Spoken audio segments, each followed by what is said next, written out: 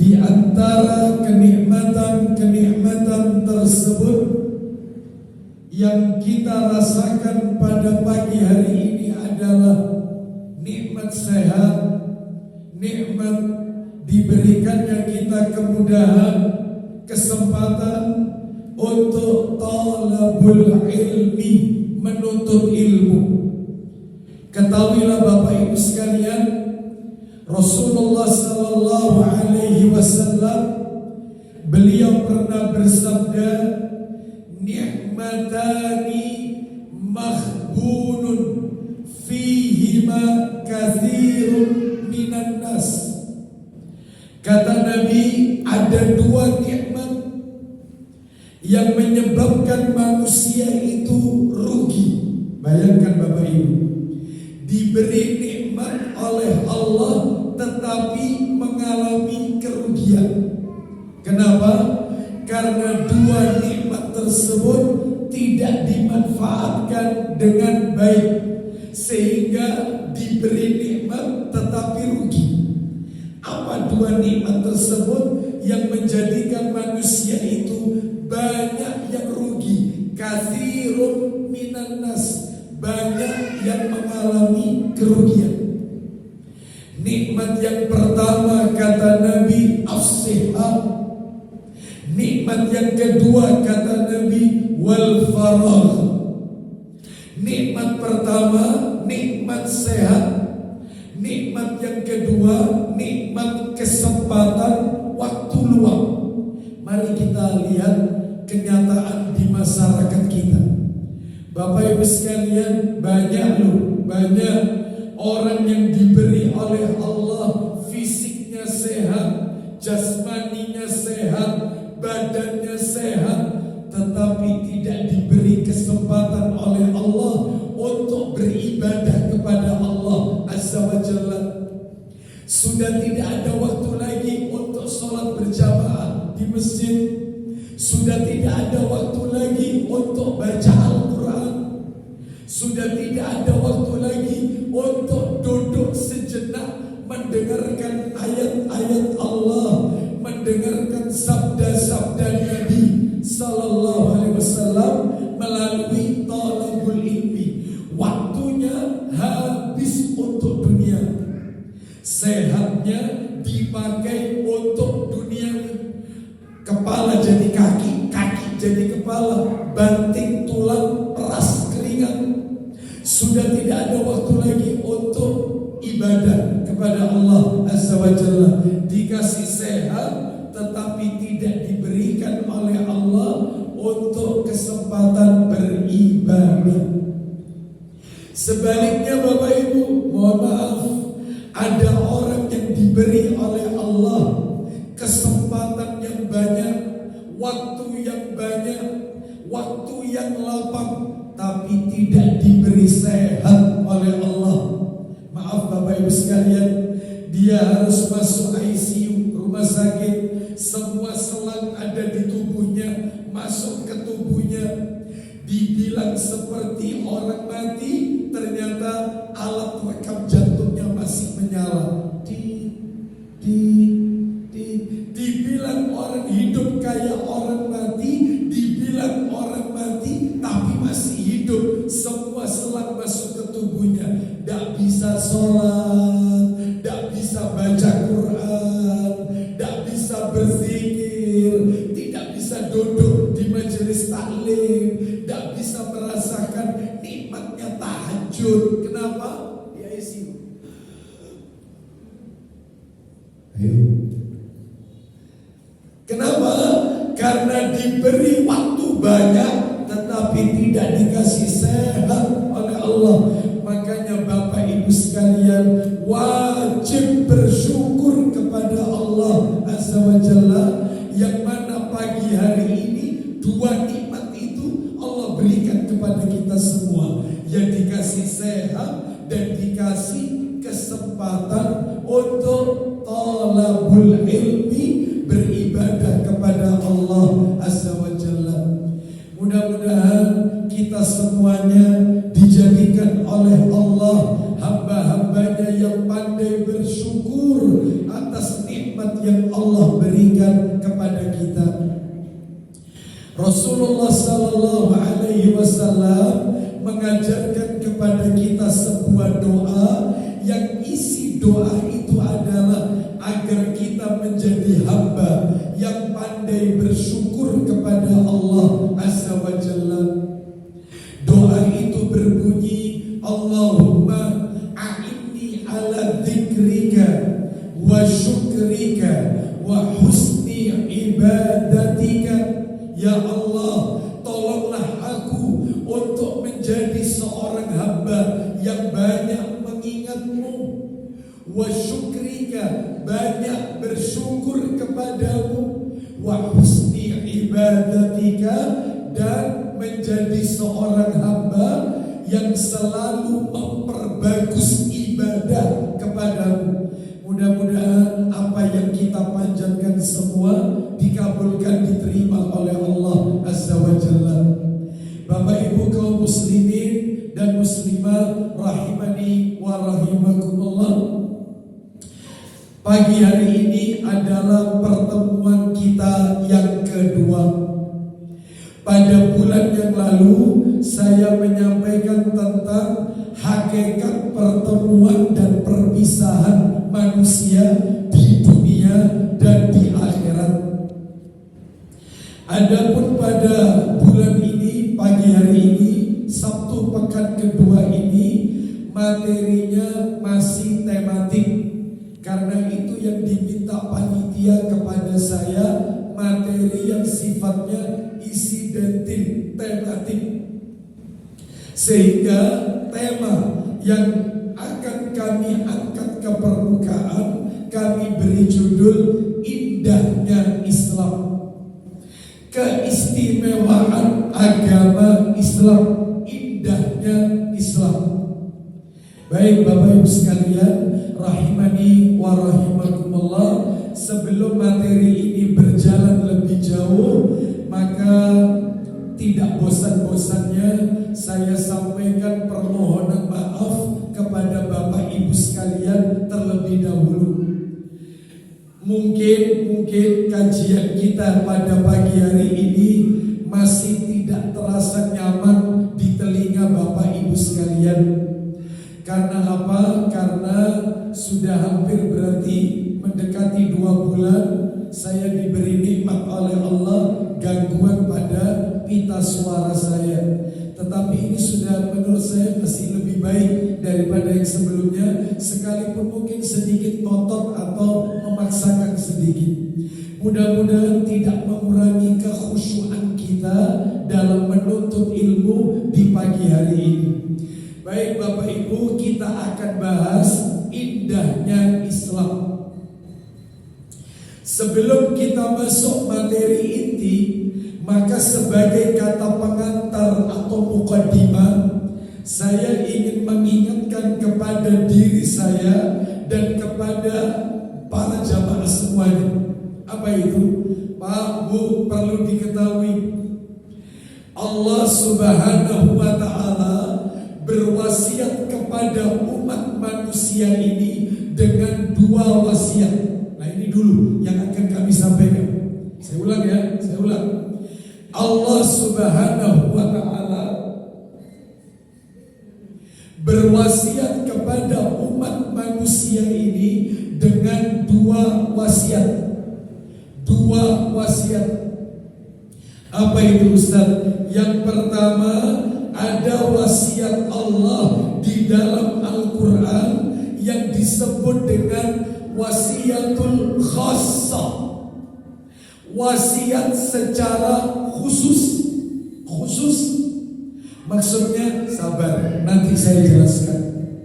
Yang kedua, ada di dalam Al-Quran itu wasiat Allah yang namanya wasiatul ammah. Wasiat yang umum, global, mujmal, umum. Jadi intinya kalau di bahasa Indonesia kan ada wasiat khusus, ada wasiat umum. Maksudnya apa Ustaz? Wasiat khusus, wasiat umum, saya jelaskan dikit. Yang dimaksud dengan wasiat Allah di dalam Al-Quran yang khusus adalah maksudnya wasiat yang Allah tujukan kepada nabi tertentu dan anak keturunan tertentu. Tidak semua orang dapat. Tidak semua orang dapat. Nabi tertentu, Rasul tertentu, dan anak keturunan tertentu. Tidak semua orang dapat. Dalilnya ada. Dalilnya mari kita dengarkan. Wasiat khusus. Apa tadi Pak Bu? Wasiat khusus itu apa maksudnya? Wasiat Allah kepada siapa? Nabi tertentu, Rasul tertentu, dan anak keturunan tertentu. Dan semua orang dapat. Dalilnya disebutkan di dalam Al-Quran, suratnya Al-Baqarah, surat nomor 2 Al-Baqarah, ayatnya 132. Al-Baqarah 132. Ayo kita dengarkan ya. Allah Ta'ala berfirman, Al-Baqarah 132. Siap terjemahannya? Ini mungkin terlalu besar, volumenya terlalu besar, jadi efek ya. Nah, mungkin bisa lah itu efeknya karena dekat sama ini.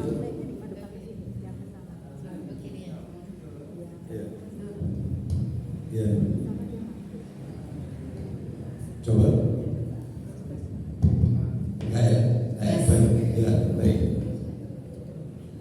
Baik. Kita dengarkan dulu Al-Baqarah 132.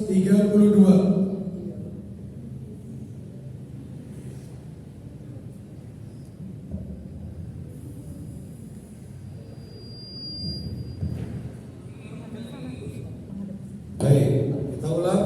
Al-Baqarah 132. ووصى بها إبراهيم بنيه ويعقوب يا بني إن الله اصطفى لكم الدين فلا تموتن إلا وأنتم مسلمون. Perhatikan ya, perhatikan. Kalimat akhirnya diperhatikan. Di situ ada kalimat fala tamutunna illa wa antum muslimun. Kita ulang lagi, kita dengarkan lagi ayatnya. Perhatikan baik-baik kalimat akhirnya nanti. Allah berfirman, wasiatnya di kalimat akhir itu, wasiatnya. ووصى بها إبراهيم بنيه ويعقوب يا بني إن الله اصطفى لكم الدين فلا تموتن إلا وأنتم مسلمون. Ya, kita dengarkan. Fala tamutunna illa wa antum muslimun. Ayo dibaca terjemahannya, silakan. Dan Ibrahim mewasiatkan ucapan itu kepada anak-anaknya. Stop.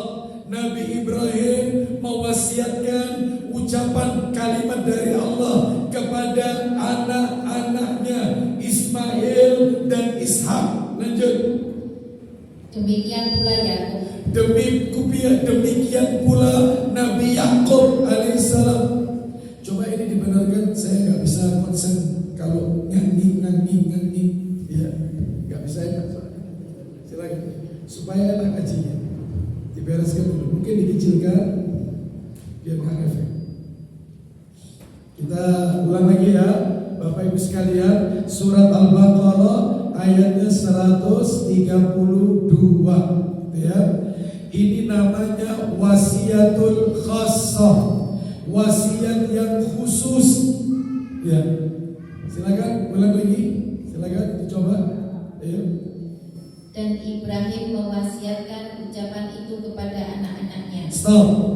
Nabi Ibrahim mewasiatkan ucapan itu, yaitu ucapan yang berasal dari Allah Azza wa Jalla kepada anak-anaknya. Siapa anaknya Nabi Ibrahim? Ismail. Siapa lagi? Ishak. Loh, Nabi tertentu, anak keturunan tertentu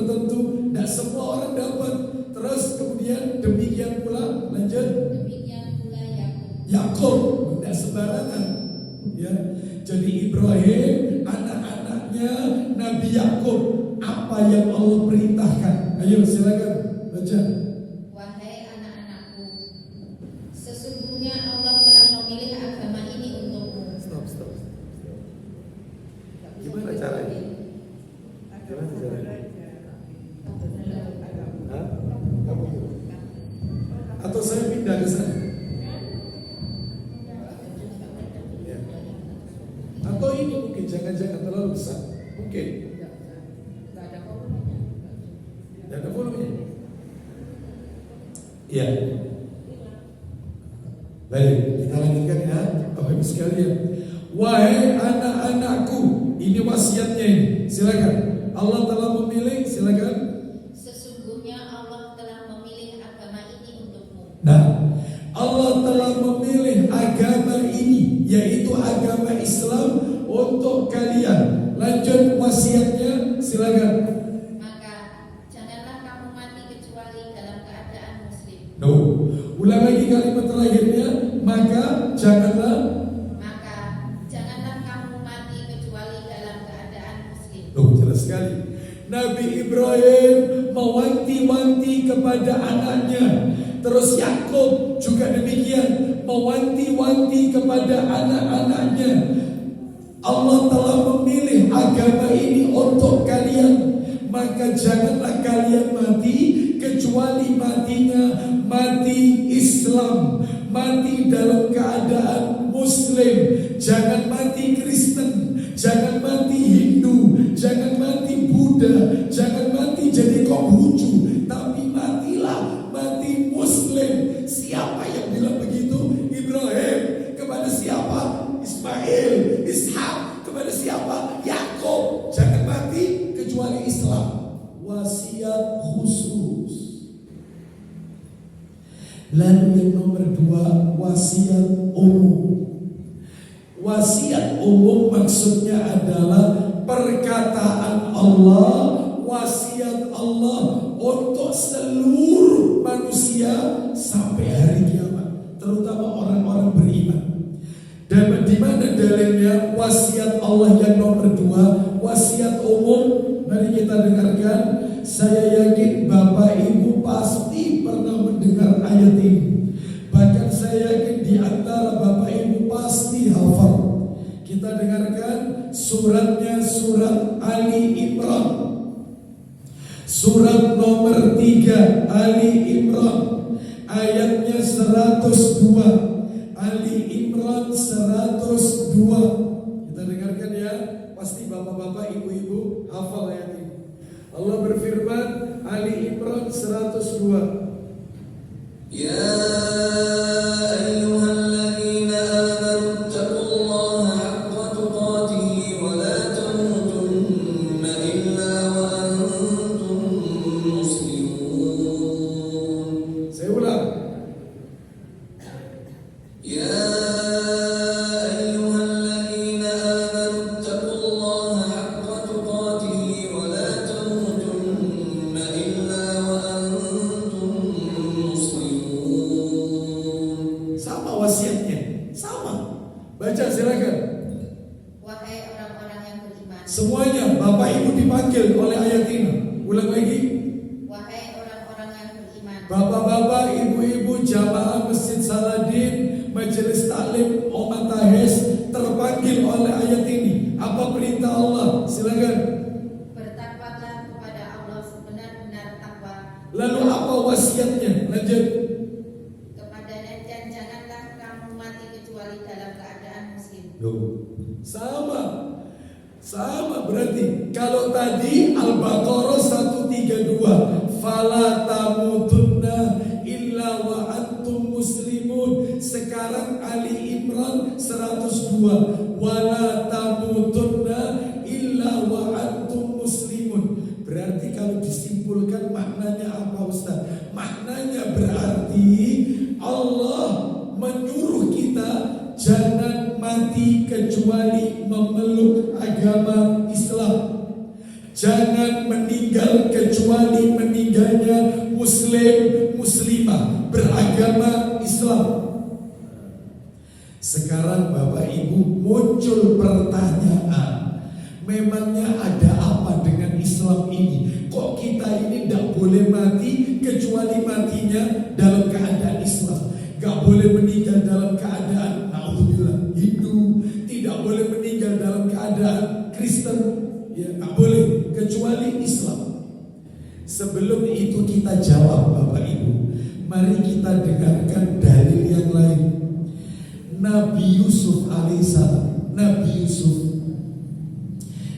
Yusuf berdoa kepada Allah, ya Allah wafatkan aku dalam keadaan Islam. Nabi Yusuf ini, di mana itu dalilnya doanya Nabi Yusuf minta diwafatkan dalam keadaan Islam? Dalilnya adalah surat Yusuf, surat nomor 12, surat Yusuf, surat nomor 12, ayatnya ayat 101. Yusuf ayat 101. Wa tawaffani musliman wa alhiqni bis salihin. Kita dengarkan Yusuf 101. Allah berfirman, Rabbi qad ataitani minal mulki wa 'allamtani min ta'wilil ahadits fatiras samawati wal ardi anta waliyyi fid dunya wal akhirah tawaffani musliman wa alhiqni bis salihin. itu doanya Nabi Yusuf alaihissalam, ada di surat Yusuf ayat 101. Mari kita dengarkan terjemahannya, apa yang diminta Nabi Yusuf alaihissalam kepada Allah. Ayo dibaca, silakan. Tuhanku, sesungguhnya Engkau telah menganugerahkan kepadaku sebagian kekuasaan Dan telah mengajarkan kepadaku sebagian takwil mimpi. wahai Tuhan, pencipta langit dan bumi, terus Engkaulah pelindungku di dunia dan di akhirat. poinnya sekarang. Wafatkanlah aku dalam keadaan muslim. Ulang lagi doanya Nabi Yusuf. Wafatkanlah aku dalam keadaan muslim. Terus lanjut. Dan gabungkanlah aku dengan orang yang soleh. Nah, berarti Nabi Yusuf saja meminta kepada Allah agar diwafatkan dalam keadaan muslim, beragama Islam. Bapak Ibu tak tunjukkan satu lagi, panjenengan pasti kaget. Ternyata Rasulullah Sallallahu Alaihi Wasallam juga mengajarkan kepada kita agar kita dalam keadaan apapun, yaitu beragama Islam. Di mana itu doanya? Itu doanya Bapak Ibu, hadisnya riwayat Al-Hakim. Saya bacakan aja, saya bacakan. Bapak Ibu yang punya bukunya siapa ini penulisnya, Ustadz Yazid bin Abdul Qadir Jawas. Bukunya judulnya Ustadz Yazid Hafizahullah Ta'ala. Judul bukunya kumpulan doa dari Al-Quran dan As-Sunnah. Nanti Bapak Ibu lihat itu, di situ ada doa bunyinya begini. Doa itu bunyinya begini. Bagus ini doanya. Nabi ajarkan kepada kita. Doanya begini. Allahumma hfadni bil islami qa'iman wahfadni bil islami qa'idan wahfadni bil islami raqidan. Apa itu artinya? Saya bacakan perlafaz ya, saya bacakan perlafaz. Allahumma hfadni bil islami qa'iman. Ya Allah, peliharalah diriku dengan Islam ini ketika dalam keadaan berdiri. Wahfadni bil islami qa'idan. Peliharalah diriku dengan Islam ini dalam keadaan duduk. Wahfadni bil islami raqidan. Dan peliharalah diriku dalam keadaan dalam Islam ini dalam keadaan tidur. Mau berdiri, mau duduk, mau tidur, jadikan aku tetap sebagai seorang muslim ya Allah. Ini menunjukkan kepada kita muncul sebuah pertanyaan, ada apa dengan Islam? Nabi Ibrahim mewasiatkan kepada Ismail, Ishak, begitu pula Nabi Yakub alaihissalam supaya mati dalam keadaan Islam. Terus Allah memerintahkan orang-orang beriman agar mati dalam keadaan Islam. Nabi Yusuf minta diwafatkan Islam. Nabi Muhammad SAW mengajarkan kepada kita, peliharalah aku ketika berdiri dalam keadaan Islam, ketika duduk dalam keadaan Islam, ketika tertidur dalam keadaan Islam. Masya Allah. Islam sampai mati Islam harga mati. Pertanyaannya, ada apa dengan Islam? Inilah yang menjadi materi saya pagi hari ini. Saya akan tunjukkan kepada Bapak Ibu sekalian keistimewaan agama Islam yang tidak dimiliki agama-agama lain. Makanya kita disuruh mati dalam keadaan Islam. Makanya sengaja judul kajian kita Indahnya Islam. Ayo kita bahas sekarang satu persatu apa keindahan Islam, apa istimewanya agama Islam. Satu, yang pertama ini, Pak Bu, satu-satunya agama, saya ulang ini, satu-satunya agama, cuma satu, tidak ada lagi. Satu-satunya agama yang diridhoi oleh Allah Azza wa Jalla cuma Islam. Maka bersyukurlah panjenengan yang lahir di muka bumi ini sebagai seorang muslim dan muslimah. Hanya Islam yang diridhoi oleh Allah. Di mana dalilnya? Dalil surat An-Nisa. Kita dengarkan ini. Oh, kok surat An-Nisa? Ali Imran. Surat nomor 3 Ali Imran, ayatnya ayat 19. Ali Imran ayat 19.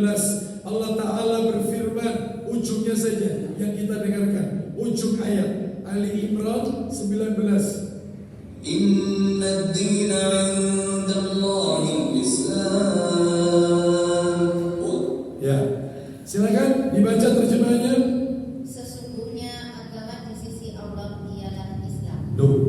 Agama di sisi Allah yang diridhoi oleh Allah hanyalah Islam, Bapak Ibu.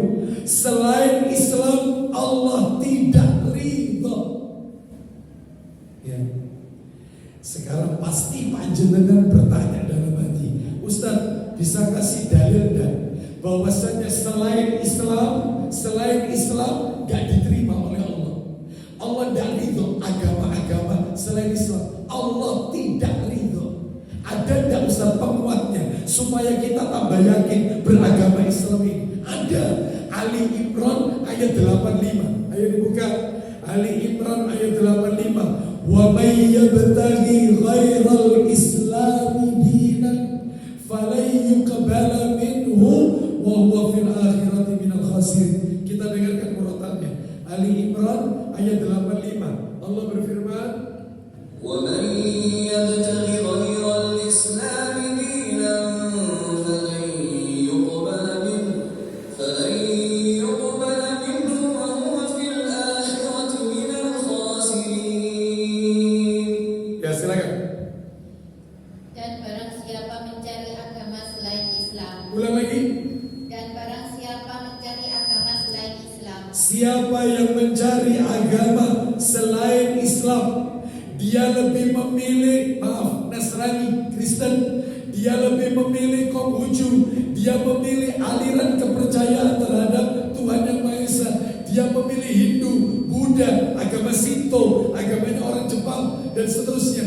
Dia memilih Majusi. Dia memilih Yahudi. Dia tidak pilih Islam. Maka, ulang lagi dari awal, barang siapa?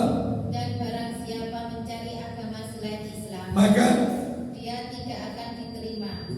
tak diterima sama Allah. Yang diterima cuma satu, Islam. Yang diridhoi Allah cuma satu, Islam. Lanjut, nasibnya mereka selain Islam, nasibnya lanjut. Dan di akhirat dia termasuk orang yang rugi. Rugi. Di akhirat mereka termasuk orang-orang yang rugi. Ya.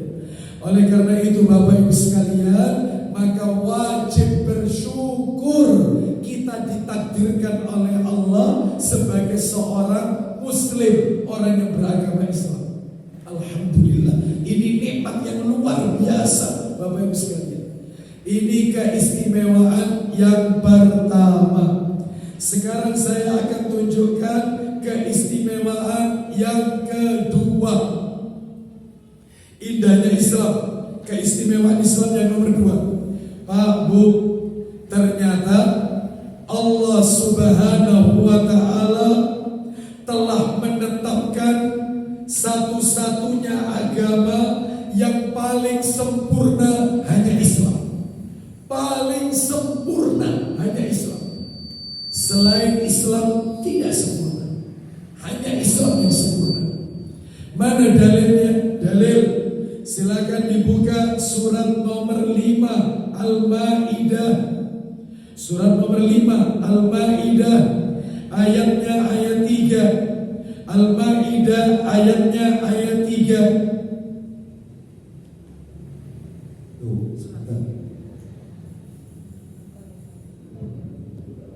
Ya betul, Al-Maidah ayat 3. Ayatnya itu ada di tengah-tengah, hampir ke bawah. Di tengah-tengah, hampir ke bawah.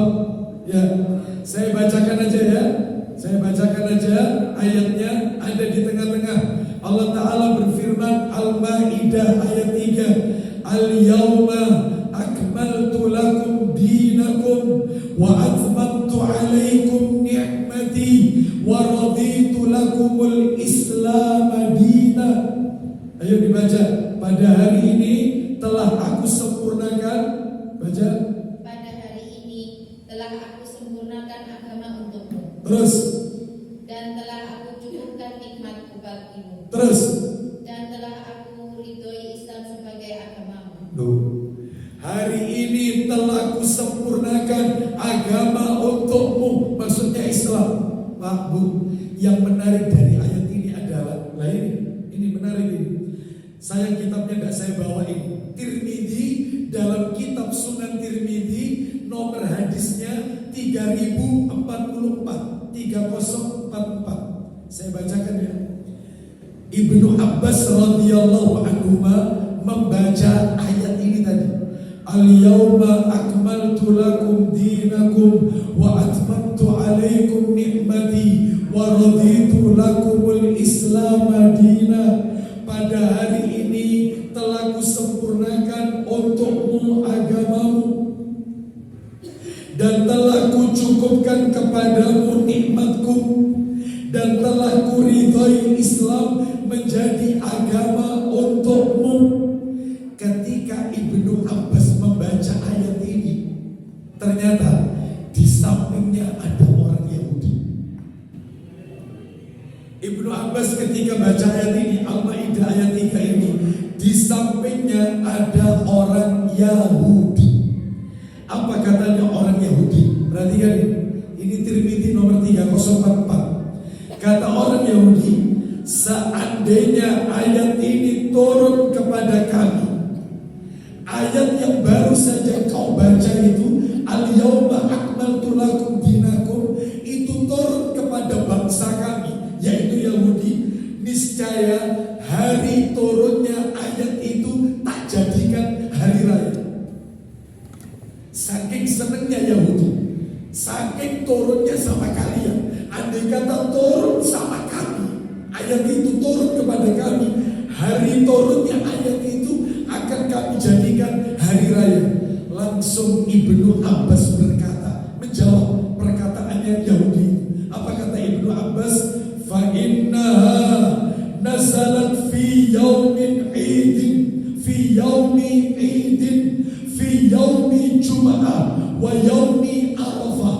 Katanya Ibnu Abbas, sesungguhnya aku tahu ayat itu turun kapan. Ayat itu turun di hari Jumat bertepatan dengan hari Arafah, 9 Zulhijjah, pas Arafah. Turunnya Islam itu sempurna. Makanya panjenengan kalau ditanya oleh seseorang, Islam itu disempurnakan oleh Allah hari apa? Jumat, pas kapan? 9 Zulhijjah, Arafah. Dan pada saat itu musim haji, haji terakhirnya Rasul, yang setelah itu Nabi wafat. Maka Makanya ayat itu ayat terakhir turun. Itu ayat terakhir, Al-Maidah ayat 3 tadi. Itu ayat penutup, ayat terakhir turun. Setelah itu tidak lama kemudian Rasul wafat. Jadi kejadiannya pas haji wada, haji perpisahan. Ini menunjukkan benar-benar istimewa. Yahudi saja sampai kepingin kalau ayat itu turun pada bangsa kami, niscaya hari turunnya tak jadikan hari raya. Ternyata turunnya ayat tadi hari Jumat, pas Arafah. Ya, makanya kalau di negeri kita beberapa waktu lalu kan pernah kejadian Arafahnya jatuh hari Jumat. Jadi jamaah kita wukuf itu pas hari Jumat. Itu pas betul itu. Momennya dengan ayat tadi, maaf, dengan hadis tadi pas betul. Jadi mereka yang wukuf hari Jumat 9 Zulhijjahnya jatuh hari Jumat. Itu momennya momen pas. Kenapa kok momen pas? Karena pada saat inilah, yaitu waktu itu Islam itu sempurna, tidak perlu penambahan. Ustaz katanya kalau wukufnya jatuh hari Jumat, itu katanya disebut Haji Akbar, Ustaz. Apa betul, Ustaz? Apa betul ada istilah Haji Akbar? Ada istilah Haji Akbar. Itu ada di surat At-Taubah ayat 3. Dibuka. Apa betul istilah Haji Akbar itu ada dalam Al-Quran? Ada. Ada. Nah ini Allah berfirman At-Taubah ayat 3. At-Taubah ayat 3.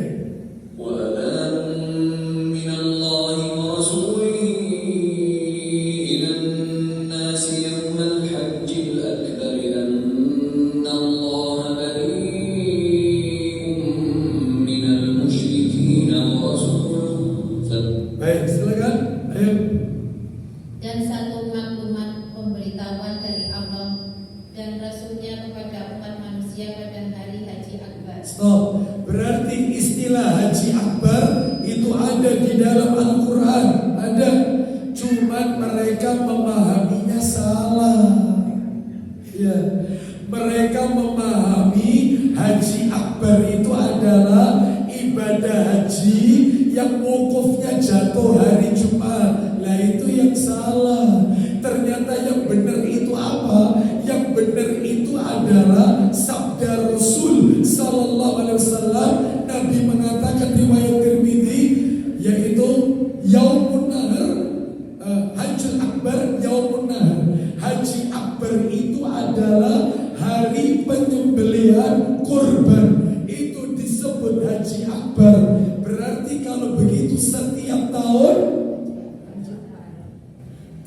ini Haji Akbar, tahun depan Haji Akbar, tahun kemarin, pokoknya tiap tahun Haji Akbar. Karena Haji Akbar itu adalah hari penyembelihan. Jadi mereka memahami Haji Akbar itu sampai mereka berbangga-bangga. Ada orang bilang sama saya, Ustaz, alhamdulillah Ustaz, saya haji itu 2 kali Ustaz. Sudah 2 kali. Yang pertama itu Ustaz tahun 80 sekian, yang nomor 2 haji kedua tahun 2000 sekian. Lah yang waktu yang tahun 80 sekian itu Haji Akbar waktu itu Ustaz. Yang tahun 2000 sekian itu tidak Haji Akbar. Salah panjenengan. Haji Akbar itu adalah kata Nabi Yaumun Nahar, hari penyembelihan kurban. Berarti tiap tahun, setiap 10 Zulhijjah itulah Haji Akbar. Ya tiap tahun Haji Akbar. Ya. Makanya Bapak Ibu yang pernah menunaikan haji itu Haji Akbar. Meskipun tidak pas hari Jumat, itu Haji Akbar. Paham sampai di sini? Nah itu yang harus diluruskan. Ya. Baik, kita lanjutkan. Sekarang keistimewaan Islam nomor berapa sekarang? 3. Keindahan Islam, keistimewaan agama Islam nomornya nomor 3. Pak Bu, nah ini ya, satu-satunya agama, cuma satu-satunya agama yang dijamin, satu-satunya agama yang menjamin orang kafir yang masuk Islam, orang kafir yang masuk Islam berarti mu'alaf. mu'alaf itu semua dosanya diampuni oleh Allah Subhanahu wa taala. Diampuni. Dijamin. Pokoknya baca syahadat, maka dosanya semuanya luntur seperti bayi baru lahir. Diampuni oleh Allah. Hanya Islam. Pak, Bu, maaf ya. Ya. Orang masuk Islam itu tidak perlu masuk ke dalam bilik ruangan terus bayar, ya, pengakuan dosa. Seperti orang siapa itu? Orang Nasrani itu kalau habis melakukan dosa itu bayar sama pendetanya, masuk ke ruangan terus akui dosanya. Saya habis melakukan ini, terus sama pendetanya, maka kamu dibersihkan. Cerai. Terus bayar. Itu bayar. Islam dan Islam.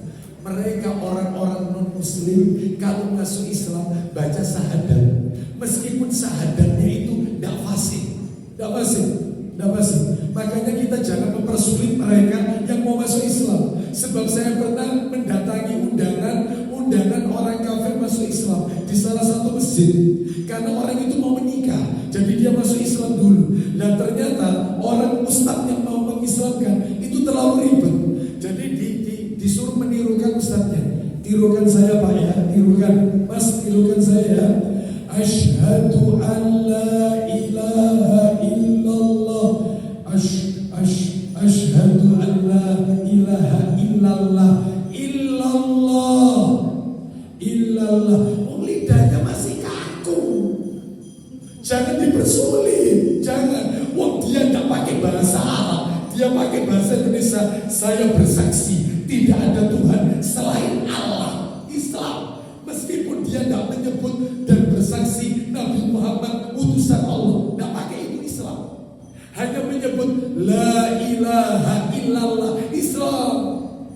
Karena Muhammad Rasulullah itu sudah masuk la ilaha illallah. Buktinya orang mau meninggal cukup ditalkin la ilaha illallah, gak pakai Muhammad Rasulullah, gak pakai. Jadi la ilaha illallah itu sudah ada di dalamnya Muhammad Rasulullah. Jadi tidak perlu lengkap. Terus akhirnya Ustaz ini bimbing wa asyhadu anna Muhammad Rasulullah. Muhammad bukan ha.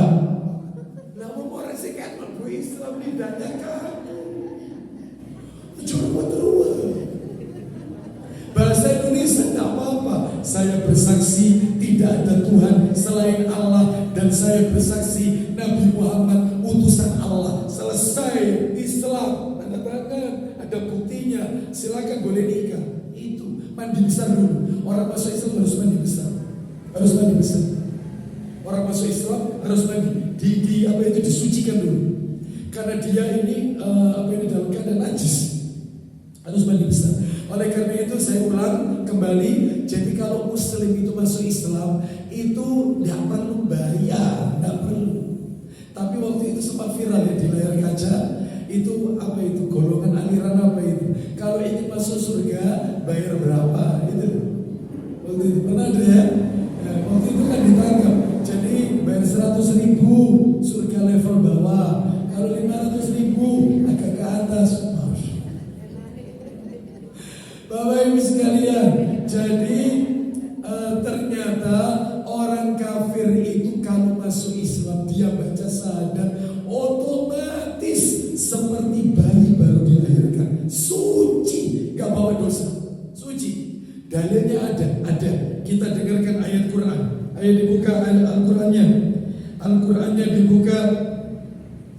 Allah Subhanahu wa taala berfirman surat nomor 8 Al-Anfal ayat 38. Surat nomor 8 ayat 38. Al-Anfal ayat 38. Allah berfirman, قل للذين كفروا إن ينتهوا يغفر لهم ما قد سلف وإن يعودوا فقد مضت سنة الأولين.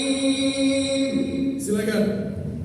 Katakanlah kepada orang-orang yang kafir itu, Apa itu? Abu Sufyan dan kawan-kawannya, Apa itu? jika mereka berhenti dari kekafirannya, Ulang lagi. jika meninggalkan agamanya, memeluk agama Islam, niscaya Allah akan mengampuni dosa-dosa mereka yang telah lalu. Diampuni otomatis. Ya, seperti itu. Lanjut, silakan. Dan jika mereka kembali lagi, stop, ternyata murtad, keluar Islam. Kan ada yang seperti itu, masuk Islam keluar Islam, masuk Islam lagi keluar Islam, murtad. Kalau mereka balik lagi ke agama asalnya, kafir lagi, maka lanjut. Sesungguhnya berlaku kepada mereka sunnah Allah terhadap orang-orang dahulu dibinasakan. Yaitu dibinasakan oleh Allah, akan diadab. Maka jangan buat main-main agama ini, jangan. Sebab ada selebriti yang seperti itu. Ya, awalnya kafir, masuk Islam, lalu kafir lagi, lalu masuk Islam, nanti nikah sama siapa, kafir lagi, masuk Islam lagi. Itu sama Allah divonis. Maka Allah akan membinasakan dia. Na'udzubillah min dzalik. Tak tunjukkan lagi dalil. Sahih Muslim, buka Sahih Muslim. Nomornya 99. Sahih Muslim. Sahih Muslim nomor 99. Ketemu ya? 99. Ada dari Hakim bin Hizam, dari Hakim bin Hizam radhiyallahu anhu bertanya kepada Rasulullah sallallahu alaihi wasallam. Apa itu perkataannya Hakim bin Hizam? Katanya, bagaimanakah pendapat Anda tentang perbuatan-perbuatan baik yang pernah kulakukan pada masa jahiliyah? Stop. Seperti apa contohnya? Perbuatan baik itu, silakan. Seperti sedekah, Sedekah, terus memerdekakan budak, terus dan menghubungkan silaturahmi. dan suka jalan silaturahim. Jadi Hakim bin Hizam ini dulunya kafir, masuk Islam. Lalu dia tanya, dulu ketika aku masih kafir belum Islam, itu aku suka sedekah, terus jalin silaturahim, suka bebaskan budak. Apa aku itu tetap dapat pahala, tetap dihitung pahalaku oleh Allah? Lanjut, silakan. Apakah semuanya itu mendapat pahala atau tidak? Apa jawabannya Rasul? Ibu, silakan. Jawab Rasulullah sallallahu alaihi wasallam. Silakan. Anda masuk Islam berkat kebajikan-kebajikan yang telah Anda lakukan sebelumnya. Baca catatan kakinya, itu yang penting. Silakan. Orang kafir, Apabila orang kafir masuk Islam ulang lagi apabila orang kafir masuk Islam dengan sungguh-sungguh, dengan sungguh-sungguh ya, bukan main-main ini, sungguh-sungguh. Maka kemudian dia mati sebagai muslim, dia mati Muslim. Lanjut. maka amal kebajikannya selama ia masih kafir mendapat pahala juga dari Allah Subhanahu wa taala. Semua kebaikannya ketika dia masih kafir tetap dapat pahala dari Allah. Itu Allah tidak zalim, semuanya dihitung oleh Allah. Asalkan Islamnya sungguh-sungguh, seperti itu, tidak main-main. Ya, baik, kita lanjutkan. Sekarang keistimewaan Islam nomor berapa? 4 ya, nomor 4 ya. Nomor 4. Nah, ini menarik ini, nomor 4. Bu, Pak, Islam itu indah. Salah satu keistimewaannya adalah ternyata satu-satunya agama. Saya ulangin, cuma satu ini. Satu-satunya agama yang menghendaki kemudahan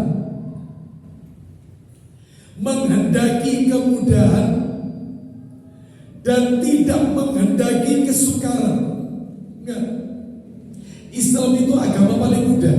Tidak suka, Allah paling tidak suka dengan yang sulit-sulit, yang suka. Allah tidak suka.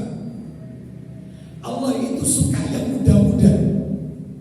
Allah tidak suka yang susah, yang sulit-sulit. Enggak. Serta ada tambahan ini. Serta semua perintah di dalam Islam, disesuaikan kemampuan. Semua perintah di dalam Islam disesuaikan kemampuan. Nah itu kemampuan, ya. Baik, Bapak Ibu sekalian rahimani wa rahimakumullah. Mana dalilnya? Dalilnya saya berikan 2. Dalil yang pertama,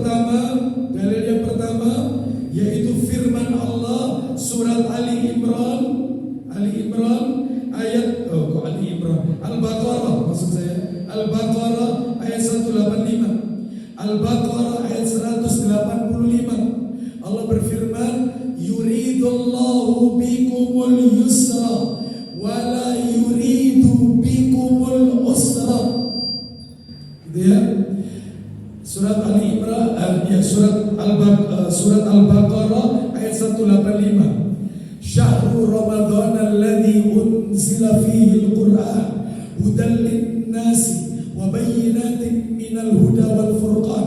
Itu nanti yang terakhir.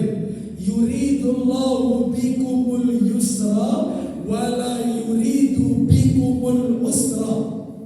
Allah itu menghendaki kemudahan dan tidak menghendaki kesukaran. Coba ibu-ibu perhatikan, bapak ibu perhatikan. Semua di dalam Islam itu sesuai dengan fitrah manusia. Contoh, orang tidak bisa sholat sambil berdiri, boleh sholat sambil duduk. Tidak bisa sholat sambil duduk, boleh sholat sambil berbaring. Ternyata ketika sholat sambil berbaring, tangannya sulit untuk digerakkan. Sulit, mohon maaf, mungkin kena stroke. Sulit digerakkan, maka cukup dengan anggukan kepala. Allahu Akbar. Ya. Allahu Akbar. Sami Allah liman hamidah. Allahu Akbar. Sambil tiduran boleh.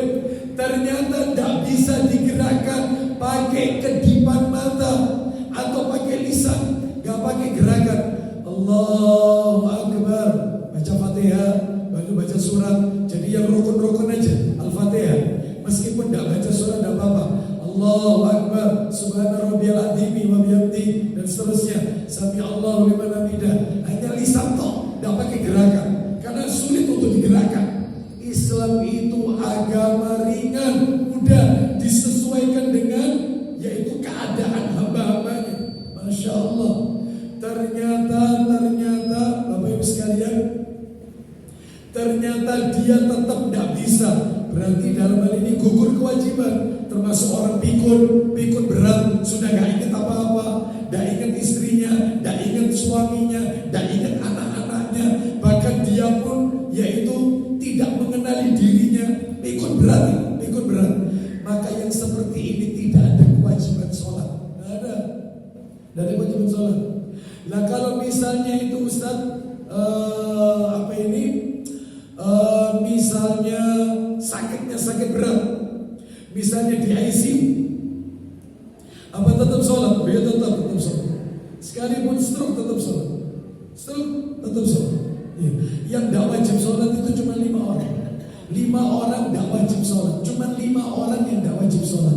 Yang pertama orang kafir tidak wajib sholat. Nomor 2 wanita haid. Nomor 3 wanita nifas. Nomor 4 adalah yaitu orang gila, itu tidak wajib sholat. Yang nomor 5 yaitu anak kecil yang belum balik, tidak wajib sholat. Cuma 5 itu. Stroke tetap sholat. Masuk ICU tetap telinganya itu dibisikkan Allahu Akbar. Lo berarti dia itu mendengar dengar. Saya pernah menjenguk salah satu jamaah kita di ICU. Anaknya lagi jaga di situ. Kata susternya harus satu-satu yang jaga, yang masuk satu-satu. Tapi anaknya meminta agar diizinkan, yaitu saya dimasukkan. Dan di situ ada anaknya, cuma sebentar, akhirnya diizinkan. Begitu saya datang, anaknya membisikkan ke telinga ayahnya. Jadi ayahnya ini memejamkan atas sudah, seperti orang mati sudah. Semua selang masuk ke tubuhnya, itu dibisikkan, Pak, Abu Aslan datang. Nangis. Berarti hatinya masih merespon. Makanya meskipun stroke masuk ICU tetap dibisikkan, anaknya yang membisikkan Allahu Akbar. Bacakan Al-Fatihah.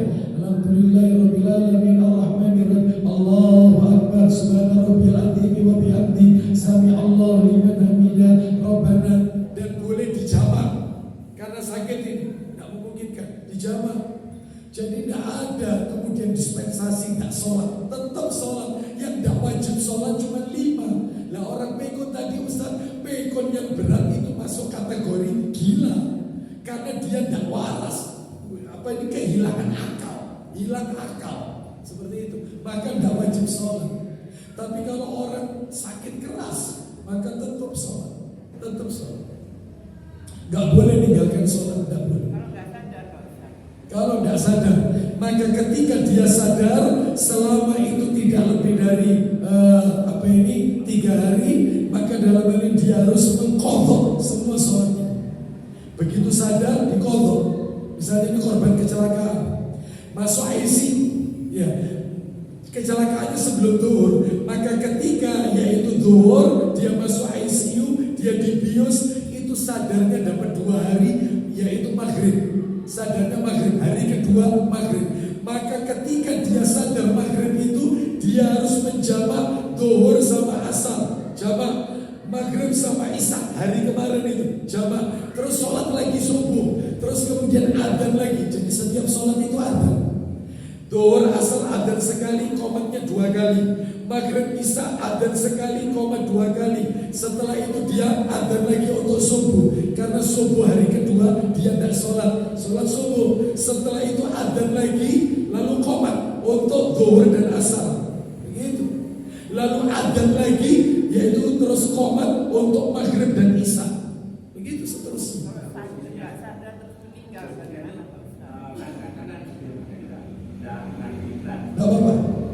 Tidak apa-apa, semampunya. Iya, meskipun tidak menghadap kiblat, ya, tidak apa-apa, karena semampunya. Fattaqullaha mastata'tum, bertakwalah kepada Allah sesuai dengan kemampuannya. Seperti ini. Tidak sadar terus qadar Allah, hanya Allah yang tahu. Oh ya tetap, karena dia sebelumnya sholat tetap disolati, karena dia muslim dan sebelumnya pernah sholat, ya tetap disolati. Kecuali kalau dia seumur hidupnya tidak pernah sholat sama sekali, lalu dia kena musibah dan dia tidak sempat sholat, lalu kemudian meninggal, maka tidak perlu disolati, karena seumur hidup dia tidak pernah sholat. Ya, apalagi meyakini sholat itu tidak wajib, berarti sudah keluar dari Islam. Na'udzubillah min dzalik. Ya.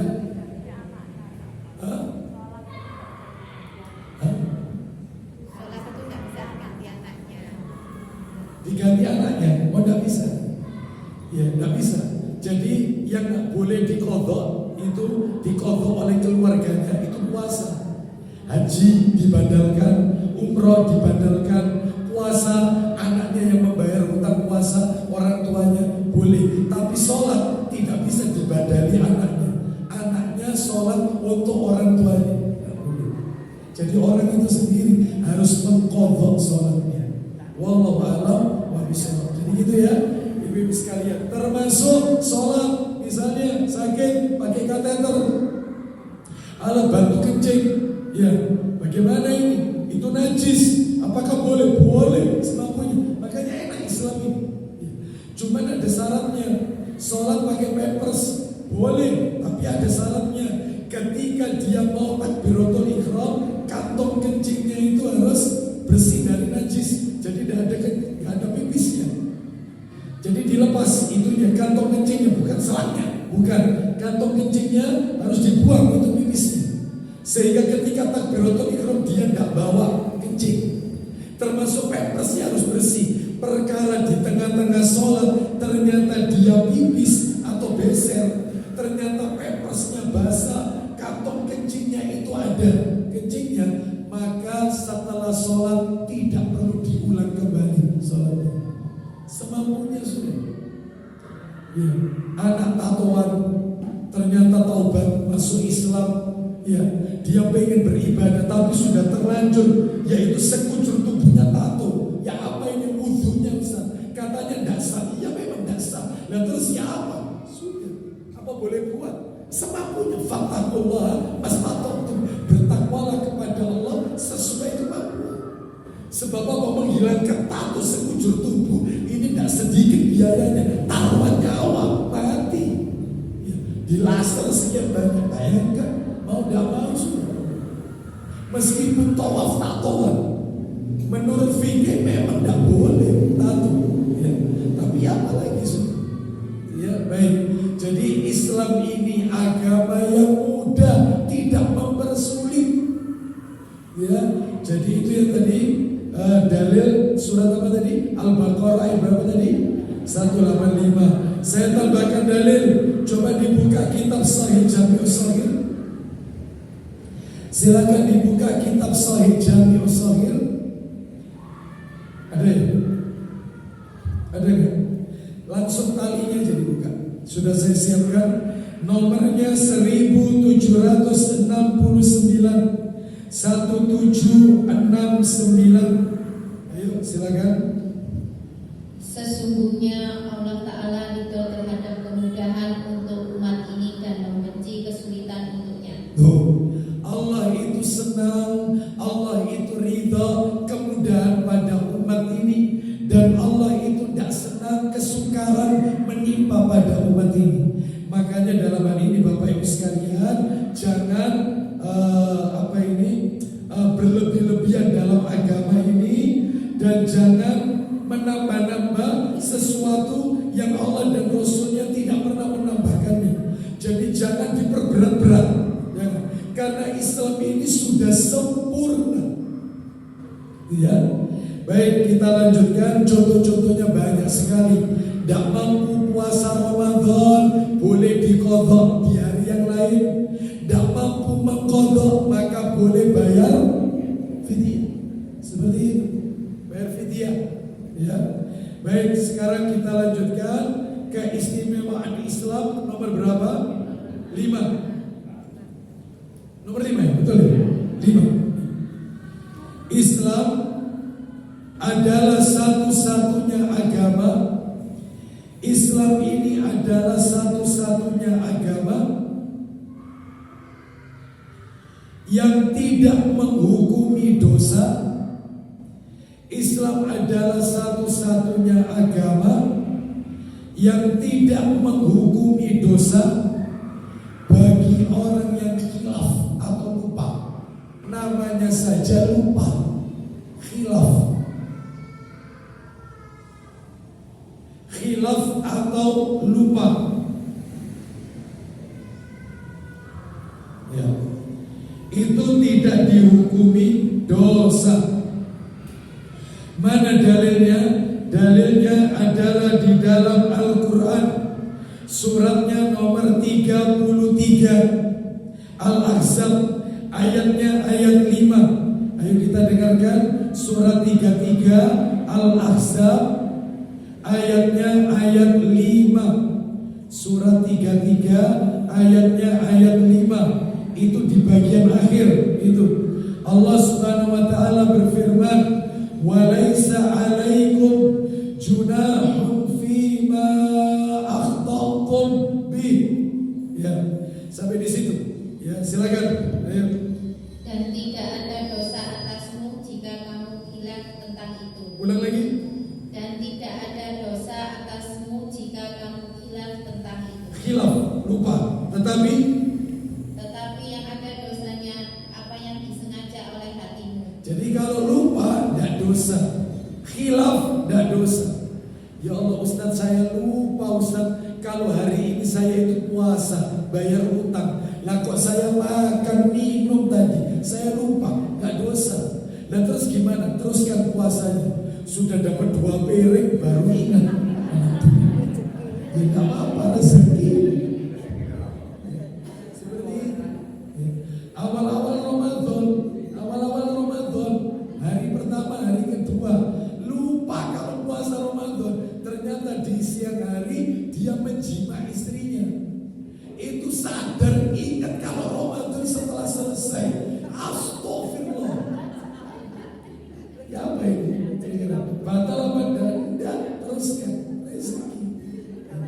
Sama-sama lupa, istrinya lupa, dia juga lupa. Ya kebacut. Loh, namanya manusia. Namanya manusia, lupa.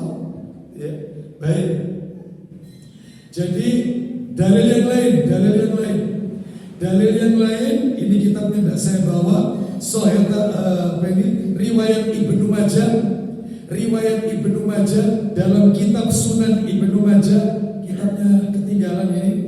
Nomor asli 2043. Nomor asli 2043. Saya bacakan. Dari Tsauban radhiyallahu anhu, dia berkata, Rasulullah sallallahu alaihi wasallam bersabda, "Rufi'a an ummatil khata'u wa nisyan wa mastukrihu alaihi. Jadi Nabi bersabda, pena itu diangkat dari umatku. Maksudnya pena itu diangkat, tidak tertulis dosa. Allah tidak mencatat dosa. Jadi pena itu diangkat, tidak ditulis dosa. Untuk siapa? Untuk 3 orang. Satu, karena dia disebabkan kekeliruan, dosa, khata, ya ini keliru, ya. Jadi khilaf maksudnya khilaf. Terus lupa, orang lupa tidak tertulis dosa, pena diangkat, lupa, khilaf atau lupa, ya. Terus kemudian sesuatu yang dipaksakan kepadanya, sesuatu yang dipaksa itu tidak dosa. Contoh, Bapak Ibu sekalian, contoh, Bapak Ibu mohon maaf, saya akan bacakan satu ayat Quran dan nanti akan saya ceritakan ayat itu turun, asbabun nuzulnya apa, kronologis sebab turunnya ayat itu turun apa. Kita dengarkan surat nomor 16. Kita dengarkan dulu ayatnya. Setelah itu nanti saya jelaskan. Surat nomor 16 ayatnya, surat An-Nahl ayatnya Bapak Ibu, ayat 106. Surat nomor 16 ayat 106. Surat nomor 16 ayat 106. Allah berfirman, Man kafara billahi min ba'di imanihi illa man ukriha wa qalbuhu mutma'innun bil iman illa man ukriha wa qalbuhu mutma'innun bil iman walakin man sharaha bil kufri sadran fa'alayhim ghadabun min Allah wa lahum 'adzabun 'adzim. silakan. Barang siapa kafir kepada Allah setelah dia beriman, Terus, dia mendapat kemurkaan Allah. terus. Kecuali orang yang dipaksa kafir padahal hatinya tetap tenang dalam beriman. Kecuali orang yang dipaksa kafir padahal hatinya tetap beriman. Contoh, ayat ini turun ada sebabnya. Apa sebabnya? Jadi ceritanya Bapak Ibu sekalian, di zaman Nabi ada sahabat Nabi namanya Amr bin Yasir. Amr bin Yasir. Amr ayahnya namanya Yasir. Ibunya Amr namanya Sumayyah. Ternyata Yasir sama Sumayyah itu ditangkap. Amr anaknya juga ditangkap. Lalu kemudian Sumayyah ibunya Amr diperintahkan untuk keluar Islam dan mengucapkan berhala itu sebagai Tuhannya. Lata, Uzza, Manat, Hubal itu sebagai Tuhannya.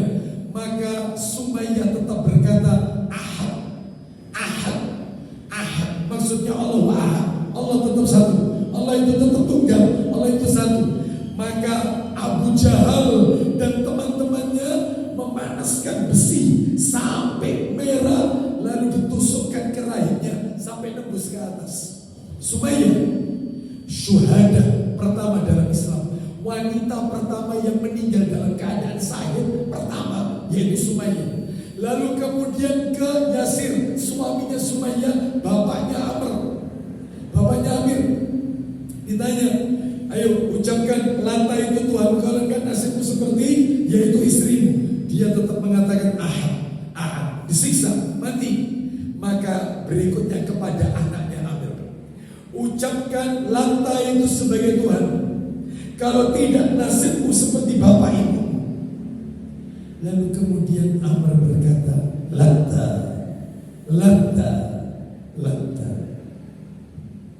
Lalu kemudian Abu Jahal bersama konco-konconya meninggalkan Amr dalam keadaan terikat di sebuah pohon.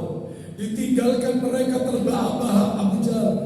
Mereka pergi, tidak lama Rasul datang bersama para sahabat. Nabi sudah melihat 2 mayat tergeletak, Sumayyah dan yaitu Yasir. Sedangkan satu disisakan Amr. Nabi mendekati Amr, apa kata Amr? Wahai Rasulullah, jangan mendekati aku, wahai Rasul, jangan dekat. Aku ini telah kafir sesudah beriman. Aku ini sudah kafir setelah beriman. Rasul terdiam, turun ayat itu tadi. Orang kalau dipaksa kafir, disuruh menyebut kafir, padahal hatinya tetap beriman, maka dia gak dosa. Sehingga Amr gak dosa, Amr gak keluar Islam. Ya.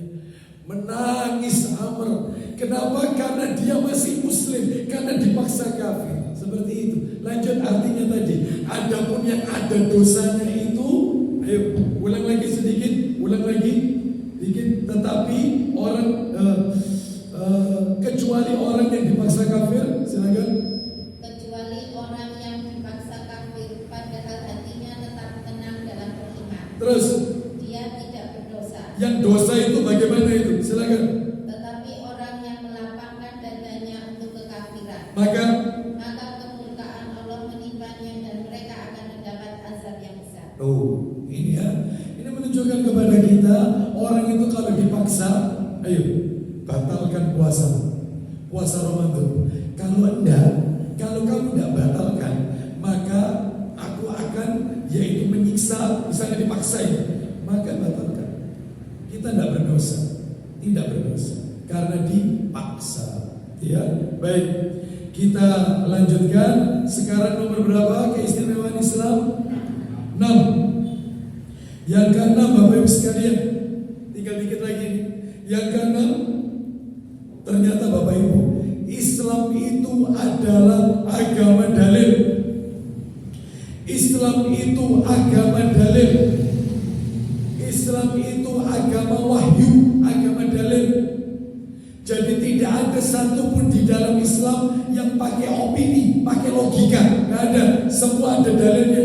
Makanya jangan suka beropini ketika belajar agama. Kenapa? Nabi saja diancam oleh Allah Azza wa Jalla. Kita dengarkan ya ancamannya. Kita dengarkan ayatnya. Surat nomor 69. Surat nomor 69 Al-Haqqah. Ayatnya ayat 44. Surat 69 ayat 44 sampai 46. 44 sampai 46. Allah berfirman, ولو تقول علينا بعض الأقاويل لأخذنا منه باليمين ثم لقطعنا منه الوتين. Silakan. Dan sekiranya dia Muhammad mengada-ngadakan sebagian perkataan atas nama kami, Andai kata Nabi Muhammad itu mengada-ada, beropini, ngarang cerita, beropini, niscaya lanjut. pasti kami pegang dia pada tangan kanannya. Setelah dipegang tangan kanannya Nabi Muhammad, apa yang akan Allah lakukan, Bu? Lanjut. Kemudian kami potong pembuluh jantungnya. Akan kami potong urat tali jantungnya. Nabi saja diancam oleh Allah. Lah kok kita bukan Nabi, bukan Rasul, Ustaz kok beropini? Nggak boleh. Makanya kalau ada seorang Ustaz ditanya oleh jamaahnya, Ustaz ini hukumnya apa? Lalu si Ustaz menjawab, kalau menurut saya, opini berarti menurut saya. Nggak boleh. Dia harus mengembalikan agama ini kepada qala Allah wa qala Rasul wa qala sahabat.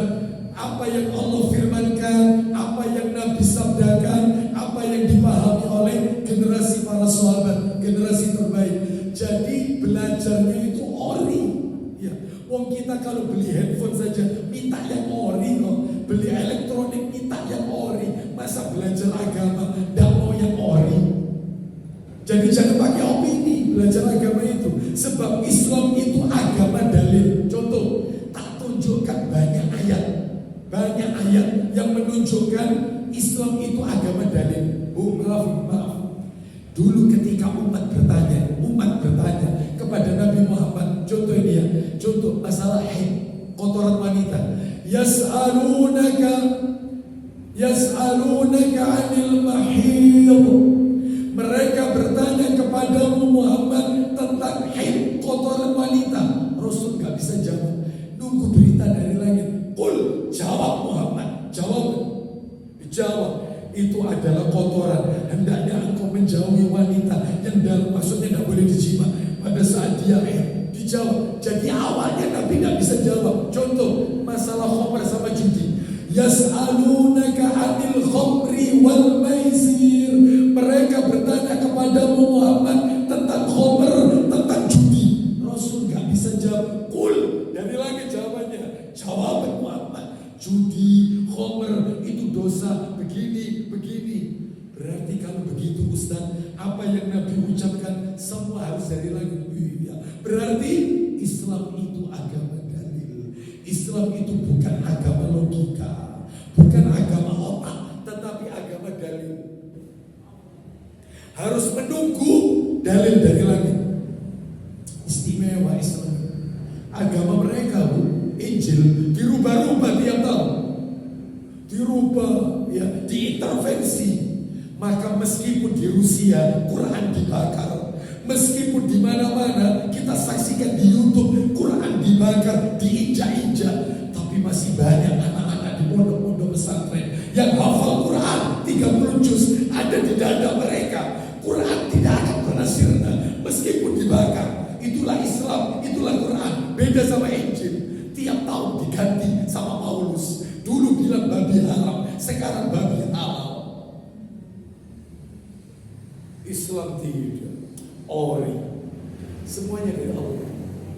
Mulai Rasul, sahabatnya dicek hafalannya sama Nabi. Nabi wafat pindah ke sahabat, dicek ke tabiin, dicek murojaah sampai hafal, sampai di zaman kita. Berapa banyak di negeri kita anak-anak hafal Quran?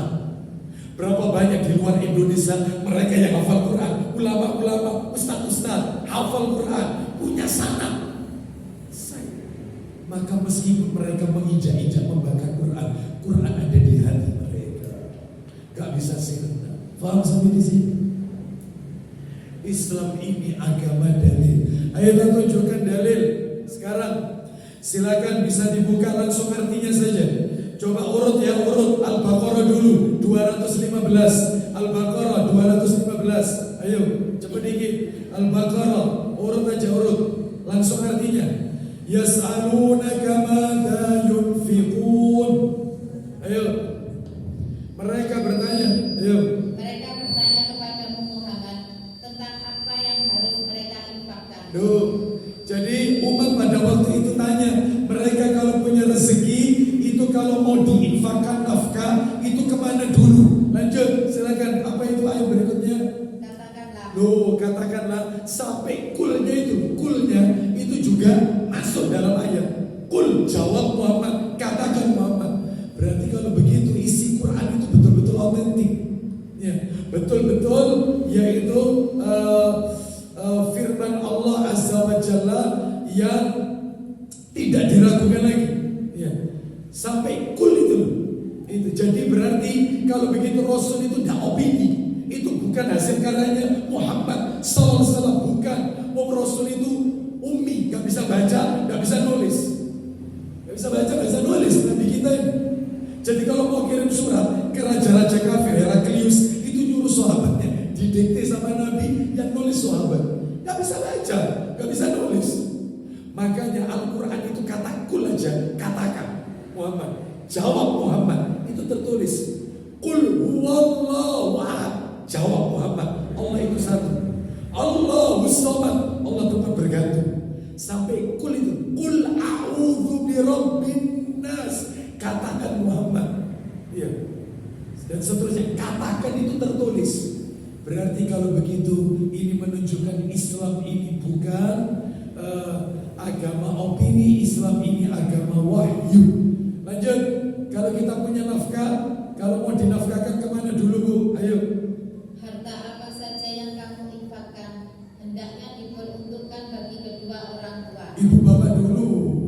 Ibu bapak dulu. Sebelum ke istri, ke orang tua dulu nafkah itu.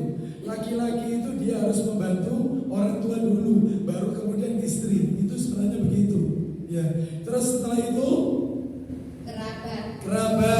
kerabat yang dimaksud di sini mertua. Mertua itu tidak masuk orang tua. Mertua itu masuk kategori karib kerabat. Seperti itu. Gak masuk orang tua, masuk karib kerabat. Lanjut teruskan. Anak yatim. Anak yatim yang kita beri anak yatim yang dari keluarga dulu, bukan anak yatim yang ada di panti-panti itu, bukan. Tapi yang dari keluarga kita. Kita cari siapa yang yatim dari keluarga ayah saya, dari keluarga ibu saya. Itu dulu yang dibantu. Terus lanjut.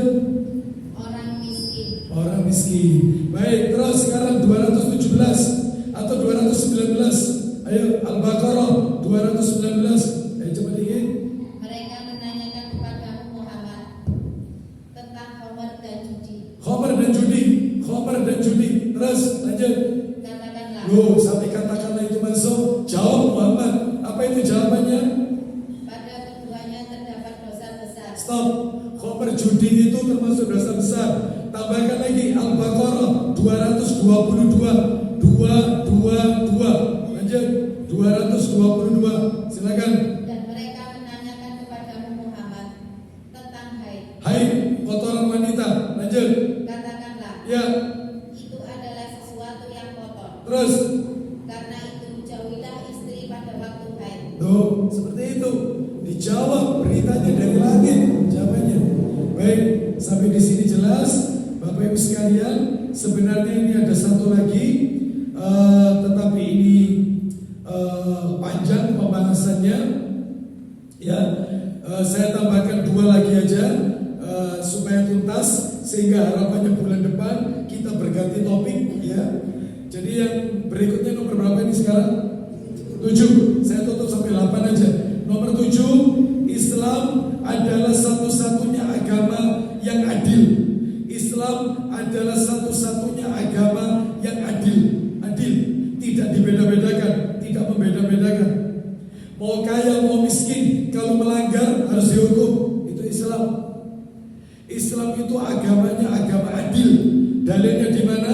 Coba dibuka Sahih Bukhari. Minta tolong Bukharinya dibuka. Sahih Bukhari, coba dikit nyarinya. Nomor 1809, 1809 Bukhari 1809. Ayo. Silakan.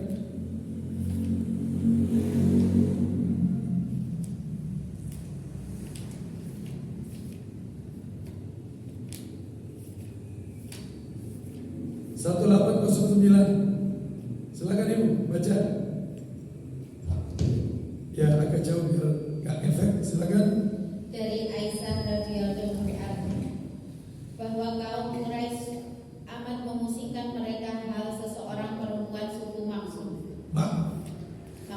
Terus yang melakukan pencurian. Jadi ada wanita bangsawan mencuri. Bangsawan ini apa itu istilahnya? Orang yang kena penyakit apa suka ngambil itu? Klepto. Jadi ini ceritanya ada wanita kaya raya bangsawan ini mencuri, ngambil barangnya orang. Terus orang-orang bingung, ini kalau dilaporkan oleh Rasulullah pasti dipotong ini tangannya. Ini apa ini? Soalnya yang nyuri ini orang kaya, masa dipotong tangannya? Bapak Ibu sekalian, jadi mereka ini bingung, masa dilaporkan kepada Rasulullah? Karena yang mencuri ini bangsawan, kecuali kalau yang mencuri orang miskin. Loh, coba bayangkan. Jadi rupanya hukumnya seperti pisau. Tahu pisau? Pisau itu tajam ke bawah, tumpul ke atas. Kalau rakyat jelata yang nyuri langsung ditegakkan hukum. Tetapi kalau orang kaya raya yang mencuri dibiarkan bebas. Maksudnya mereka kayak begitu, bingung. Masa dilaporkan orang kaya kok ini? Ya apa ini? Tapi mencuri, bingung ini. Lanjut teruskan. Ayo, silakan. Mereka mengatakan, Ya. siapakah yang bisa berbicara dengan Rasulullah Shallallahu Alaihi Wasallam? Siapa yang berani lapor kepada Rasulullah? Karena yang mencuri bangsawan ini, orang kaya raya. Silakan. Mengemukakan permintaan supaya perempuan itu dibebaskan. Mereka minta kan supaya dibebaskan karena yang mencuri orang ternama. Teruskan. Tiada yang berani untuk membicarakan hal itu Kecuali Usama. hanyalah Usamah kesayangan Rasulullah Shallallahu Alaihi Wasallam. Kecuali Usama bin Zaid radhiyallahu anhu. Akhirnya apa kata Usama? Silakan. Lalu Usamah berbicara dengan Rasulullah Shallallahu Alaihi Wasallam minta dispensasi. Wahai Rasulullah, jangan dikisosnya, jangan dipotong tangannya. Ini wanita bangsawan. Marah Nabi, marah. Apa kata Nabi? Lau anna Fatimah binta Muhammad sarakat laqata'a Muhammad biyada. Lanjut, silakan. Adakah engkau hendak menolong supaya orang bebas dari hukuman Allah? Terus, Kemudian itu Nabi berdiri dan berkhotbah. silakan. Sabda beliau, hai orang banyak, Ya. orang-orang yang sebelum kamu menjadi sesat jalan disebabkan apabila seorang bangsawan mencuri. Akan.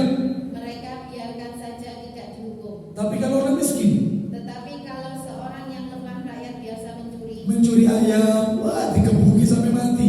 Yang miliaran bebas, triliunan bebas. Lanjut. mereka lakukan hukuman kepadanya. Teruskan.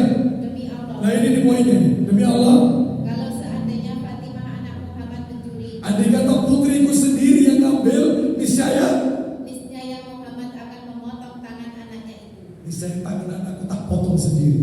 Oh coba, akhirnya wanita itu dipotong tangannya. Nyuri soalnya. Islam tidak pandang bulu. Islam agama adil, beda sama agama lain. Pilih kasih. Islam tidak, gak peduli kaya miskin, kalau memang melanggar tegakkan hukuman. Itu Islam. Dan ternyata Bu, Pak, mohon maaf, satu-satunya negara yang sampai sekarang masih konsisten menegakkan hukum Islam cuma Arab Saudi. Hanya Arab Saudi, hanya Saudi Arabia. Hukumnya rajam, kisos, potong tangan, cambuk, cuma Saudi. Sedangkan negara-negara Teluk Timur Tengah yang lain, oh sudah, Turki lah. Ya, seperti itu sudah. Ya, makanya beberapa waktu yang lalu saya lihat di Turki, yaitu sulit untuk cari wanita berjilbab. Sulit cari wanita berjilbab. Ya, wanita-wanita yang pakai cadar itu malah dijadikan tontonan seperti orang asing, seperti orang aneh. Meskipun presidennya Erdogan yang katanya kenceng atau apa, sudah liberal Eropa selesai. Apalagi Dubai, apalagi yang lain sudah, yang lain sebutkan sudah. Baghdad, apalagi siapa lagi? Jordan, Eropa. Anda lihat Amerika gimana? Itu dia, itu yang seperti itu yang kita lihat di sana. Hanya Saudi yang komitmen pakai busana, wajib berbusana. Hukumnya hukum Islam. Cuma Saudi, dunia, hanya Saudi masih komitmen Quran dan Sunnah. Mekah dan Madinah, ya, Mekah dan Madinah dan Madinah. Baik, oleh karena itu Bapak Ibu sekalian, maka Islam ini adalah satu-satunya agama yang hukumnya tidak dibeda-bedakan. Yang terakhir, yang nomor 8 penutup, Islam ini adalah agama rahmatan lil alamin. Rahmatan lil alamin. Islam ini adalah satu-satunya agama yang rahmatan lil alamin. Khusus untuk yang nomor 8, saya tidak berikan dalil. Karena apa? Karena nanti saya akan sampaikan materi kelanjutan ini pada kesempatan yang akan datang. Judulnya adalah Islam agama rahmatan lil alamin. Itu judul kajian bulan depan. Jadi kalau sekarang indahnya Islam, berikutnya Islam agama rahmatan lil alamin. Saya akan tunjukkan bukti-buktinya kalau Islam itu agama rahmatan lil alamin. Seperti itu. Ya, bahkan terhadap orang kafir itu mendapatkan rahmat loh dengan diutusnya Rasulullah SAW. Oh iya, nanti tak tunjukkan bukti-buktinya. Saya tunjukkan bukti-bukti. Ya, baik. Jadi saya cukupkan sampai di sini. Insya Allah kita akan lanjutkan pada kesempatan-kesempatan yang akan datang. Baik, karena tadi sudah didahului di tengah-tengah juga ada tanya jawab. Saya cukupkan sampai di sini saja. Kalau memang ada yang bertanya, maka pada kesempatan yang akan datang, insya Allah.